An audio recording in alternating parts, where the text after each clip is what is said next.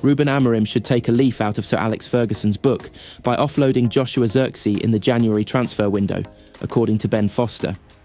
Zirkzee was brutally substituted after just 33 minutes in Manchester United's 2-0 defeat by Newcastle as Amorim tried to claw back some control in midfield by bringing on Kobbie Mainoo. The £36 million summer signing didn't react well to the decision, initially disappearing straight down the tunnel before re-emerging to watch the rest of the game. Amorim expressed sympathy with Zirkzee after the match but said he needed to take him off. However, Foster spent 5 years under the management of Ferguson at United and feels that the legendary Scottish boss wouldn't have accepted Zirkzee's behaviour. When he walked off down the tunnel, if Alex Ferguson would have been manager, that player would have been done, the ex-goalkeeper said on his YouTube channel. Whoever that is, if you walk off that pitch when you've been brought off after 30 minutes, get a coat and walk straight into the dressing room. You're done. I promise you, you're done. It just doesn't work like that. And I guarantee you, when he got back to the changing room, somebody would have said to him, "You need to get back outside. This is not a good look. The camera has just watched you walk all the way down the line. The fans are booing." It is a horrible situation. I really feel for him. At that moment in time, the atmosphere in Old Trafford was horrible. United were getting pumped. They were on the back foot, and it was almost like he was the scapegoat. He was just one of 11 problems on that pitch. The incident further highlighted the 23-year-old's slow start at Old Trafford since his summer arrival, with just 4 goals scored in 27 appearances so far. Zirkzee has been linked with an exit from United just months after his arrival from Bologna, with Italian sides Juventus and Napoli said to be interested in his signature. A reunion with his former Bologna coach Thiago Motta at Juve has been mooted, and sporting director Cristiano Giuntoli didn't exactly rule out that possibility, stating Zirkzee. "It's not appropriate to mention names, but we are keeping an eye on any interesting opportunities, and we will move to strengthen the defence. However, United are very unlikely to sanction such a swift exit for Zirkzee, with Marcus Rashford the forward, who has been earmarked to depart this month instead. Josh is a really good lad," Amorim said after the Newcastle loss. "We will support him and keep going." Leroy Sané is the subject of interest from Galatasaray, which could force Manchester United into acting. The Bayern Munich winger's future in Germany remains unclear, and the Turkish champions are looking to make an ambitious attempt to bring him to Istanbul. Galatasaray have set a meeting so that they can discuss the prospect of signing the winger, reports Photomac. United themselves have been linked with the 28-year-old, who has previously played at nearby Manchester City, where he won 2 Premier League titles. Ruben Amorim is looking to improve his squad in nearly every department, and Sané could add some much-needed attacking flair down the flanks. In every season he's been at Bayern, he's hit double figures for goals, and his pace would be a huge asset, particularly in a 3-4-3. The Old Trafford outfit are working with limited funds, which could hamper their January business, but Sané's contract is winding down, which could allow clubs to sign him on the cheap with the German, by no means a regular starter. Sané claims has had very good and trusting talks with Vincent Kompany and several of the leading lights at the club, including sporting director Christoph Freund. He told Bild, "That's why my thoughts are really only with Bayern at the moment. We'll see about everything else in the next week and months. I feel good at the club and in the dressing room.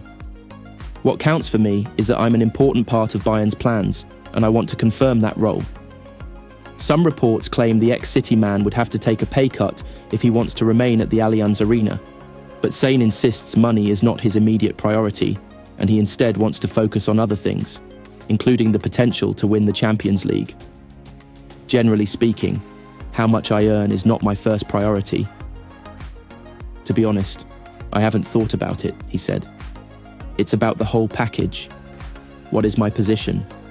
How does the club see me? What is the playing philosophy? Can we achieve something big like winning the Champions League together? Those are the things that are most important to me." Manchester United will make an approach to sign Victor Gyökeres this month rather than wait until the summer. The Sporting Lisbon striker 26 was always likely to attract interest from his former boss Ruben Amorim after he was appointed as United's new head coach back in November. But a move for the Sweden star was penciled in for the summer, not now. Those plans have changed though. Amorim has told United's power brokers that they need to sign Gyökeres, now given their struggles in the Premier League, say the Star.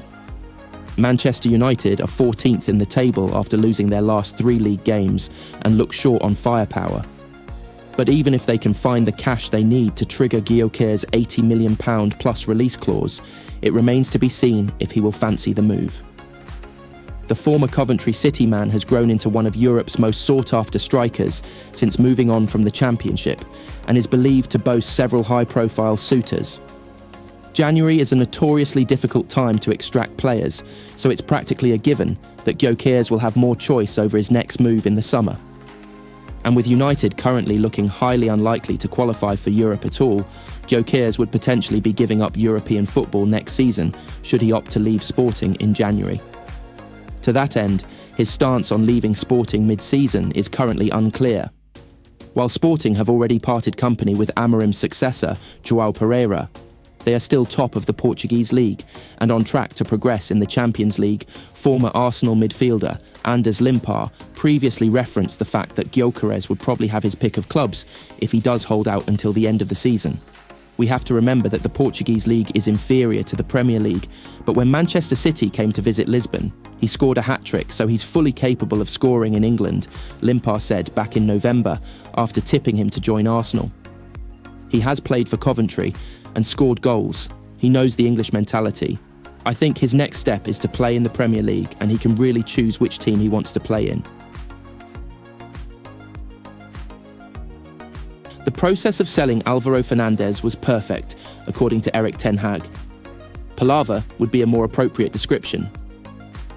Manchester United sold a fit left-back without playing him, who is now playing in the same league Ruben Amorim coached in. Meanwhile, United effectively still have no left-back. Tyrell Malacia has been substituted in 3 of his 4 starts and was omitted from the squad against Wolves on Boxing Day. It has been 319 days since Luke Shaw last started a club game. And then there is Fernandes, United's first summer sale. He has started in all 6 of Benfica's Champions League matches and in 13 of their 16 league games. That United never granted Fernandes a debut was a travesty.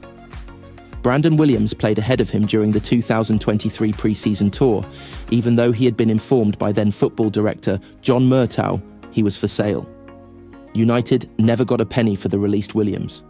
Fernandes received Preston's Young Player of the Year award during his season on loan at Deepdale in 2022 to 2023. Malacia then suffered the knee injury that kept him sidelined for 550 days.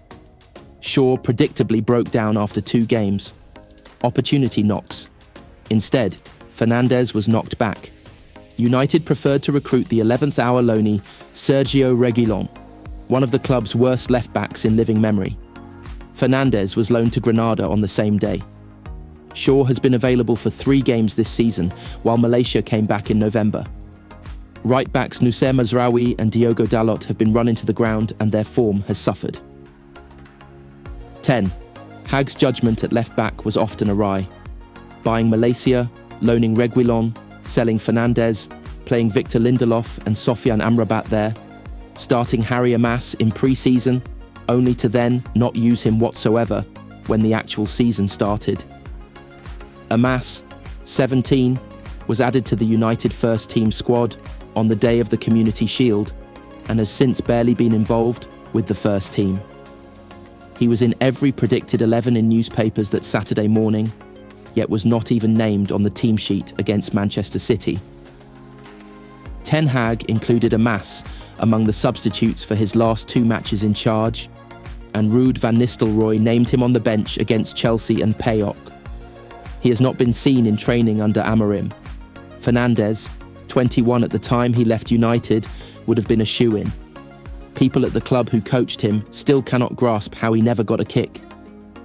During his 4 years at United, Fernandes' character was as impressive as his quality. He and Mark Jurado touched down in Manchester during the COVID-19 pandemic and had to quarantine for 2 weeks. Video calls with coaches and compatriots, Arnau Puigmal and Mateo Mejia, already in the United Academy, helped ease them in without leaving their new home. After United won the FA Youth Cup in May 2022, Fernandes sat in the director's box, hurtled down the gangway and onto the touchline. He was the first to charge onto the pitch at the final shrill. Fernandes was not even eligible for selection. He was watching and supporting the age group below him, but was as delighted as his participating teammates. With the floodlights fading, Fernandes and Alejandro Garnacho posed with their silver shields that recognised their status as the Denzel Haroun Reserve Player of the Year and the Jimmy Murphy Young Player of the Year.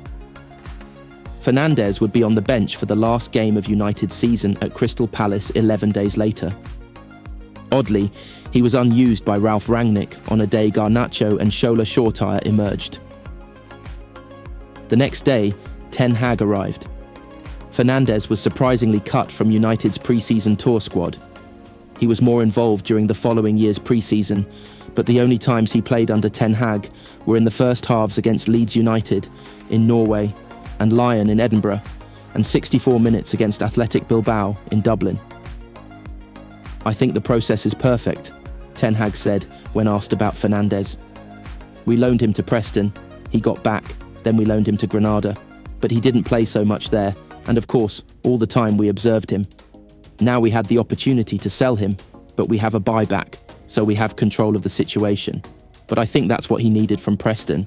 Then go to La Liga, then the next step Portugal, every time stepping up to a higher club and a better league. So we have to see and assess the situation, if he can maybe be an option for us in the future, maybe the immediate future. United have a buyback option for £16 million until summer 2026. Only United cannot afford Fernandes this month without shifting Malacia or Shaw. Those two are hard sells, hardly a perfect process."